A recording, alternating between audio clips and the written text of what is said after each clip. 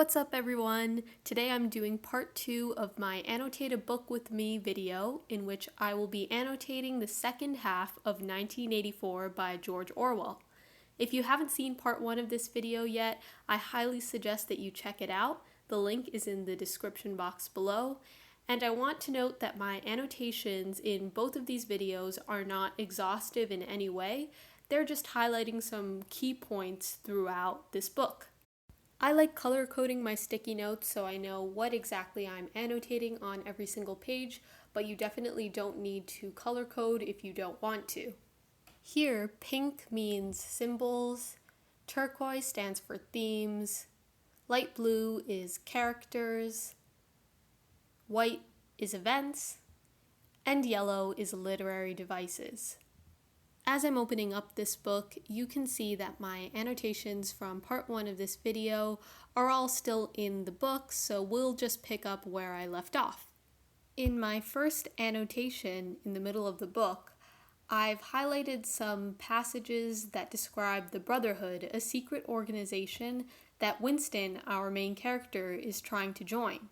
And this is a symbol because the Brotherhood is a clandestine movement trying to undermine Big Brother, this supreme leader, and the party itself. Because the Brotherhood is so secretive, it represents slow and steady progress rather than visible rebellion on a large scale. And we can see that in that last quote, which says that there is no possibility that any perceptible change will happen within our own lifetime. In this next quote, we see that Oceania, which is the state where Winston lives, is now at war with Eastasia. So this event shows Oceania's enemy being switched to Eastasia, leading to a frenzy of new propaganda and the destruction of outdated records. No one questions this switch, proving that citizens of this state accept their leader's words as the final truth without any question. So even though Oceania was supposed to be allies with Eastasia before, now their enemy has suddenly been switched.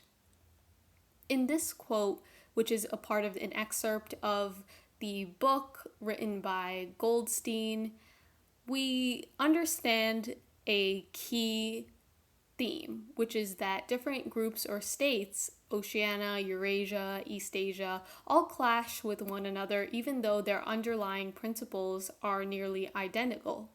The states keep citizens oblivious or ignorant of these similarities between all three of them by preventing groups, these individual states, from interacting with one another. So because they don't really know what the outside world is like, these people don't actually know how similar they are to people outside of their own state.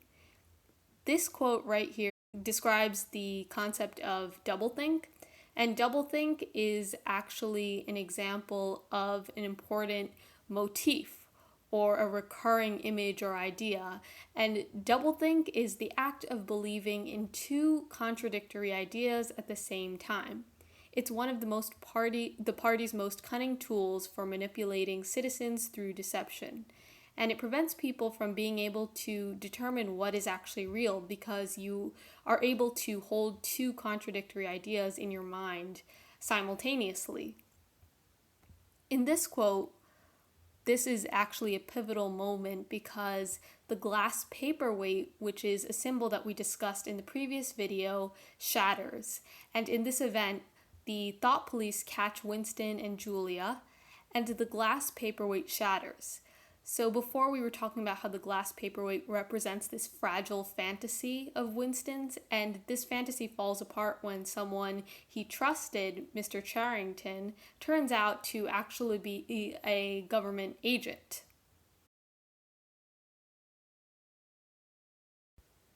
This next quote is one of my favorites. It's when O'Brien says, "They got me a long time ago," referencing the party or the government as a whole.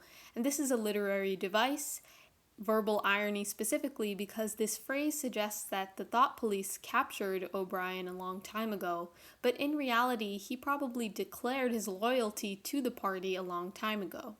And this discrepancy between what O'Brien means versus what he actually says shows his true character, which is his deceiving personality. And I think verbal irony is a great way for the author to show what O'Brien is actually thinking without saying it outright. So in this passage, O'Brien is explaining why exactly he is torturing Winston.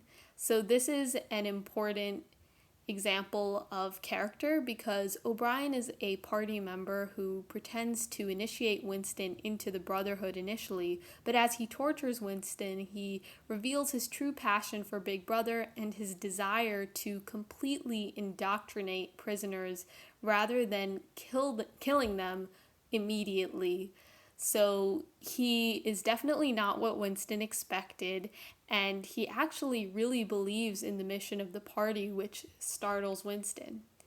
And here, O'Brien says, "We are the priests of power," and offers a little bit more description of what he means in the passage I've highlighted below that. And this is an example of a metaphor. By comparing individuals to priests, O'Brien depicts people in the party as liaisons or messengers who spread the message of Big Brother. And individuals only have power when they conform and become part of the collective. This is what he's trying to say when he's basically comparing this whole society to one kind of large cult that follows Big Brother as if he is this higher power.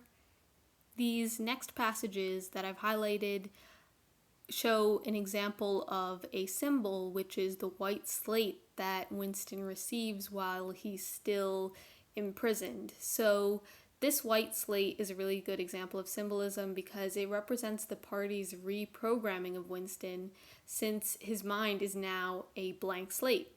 Unable to be intellectually stimulated, Winston is training to become a shell of what he used to be. And on this white slate, he writes down slogans to convince himself that those slogans, those ideals that the party is trying to espouse, are actually true, when he in fact does not believe in them. When Winston screams, "Do it to Julia, do it to Julia," in this passage, we see a really important theme.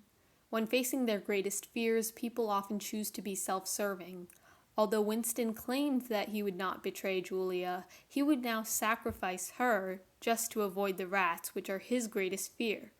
Any illusions that Winston had about his own altruism or his own selflessness are now gone because he realizes how he would actually act, and he's also doing this for the sake of self-preservation because he knows that this is what the party wants him to say.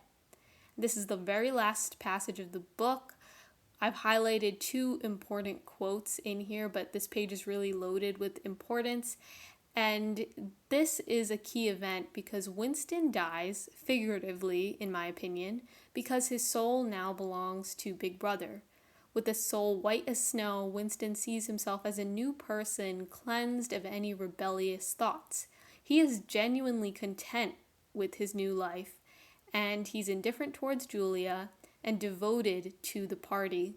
So when it says he had won the victory over himself, he loved Big Brother, this is an extremely shocking but not so shocking ending at the same time, because we knew this was coming the whole time, but in my experience, a lot of readers expect Winston to maybe pull through, be different, but at the end, he just succumbs to the party like many other prisoners, many other rebels before him.